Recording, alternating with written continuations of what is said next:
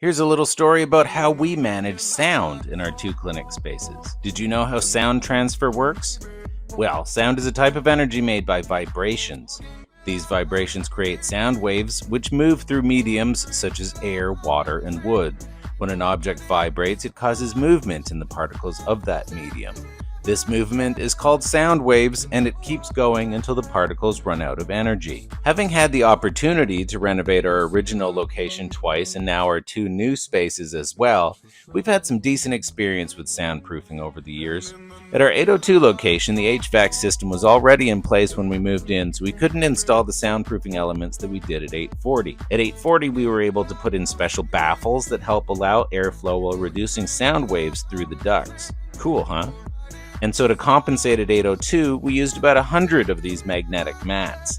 These are designed to go into cars actually to help reduce the amount of noise you hear inside the car while driving.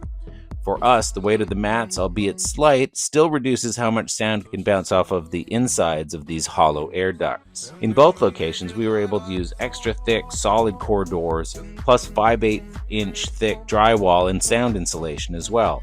We also used thick double-pane glass in both locations. At 840, we have these great, big, beautiful windows which allow a ton of natural light into the space, but we had to do something about how sound vibrates off of them. So we took 100 pounds of sand and used it to fill these custom-made planter boxes.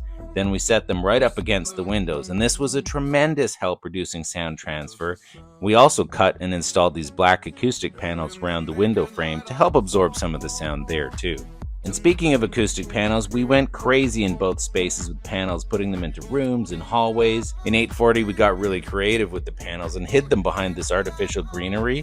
And we did a double layer of acoustic panels behind this canvas wall treatment too. Pretty smart, huh? We even put some panels under our waiting room benches behind the reception desk, and of course it was important to have some good thick carpeting all over the floor to absorb the sound too. And we try to add white noise machines throughout the clinic, play music in the space, have fans going. We put up signs to ask people to talk softly, and we try and avoid conversations in the hallway and so on and so on. In the end, it's extremely difficult to stop sound transfer, and it's a continual challenge at Yellow Gazebo that we're happy to take on for all of our patients.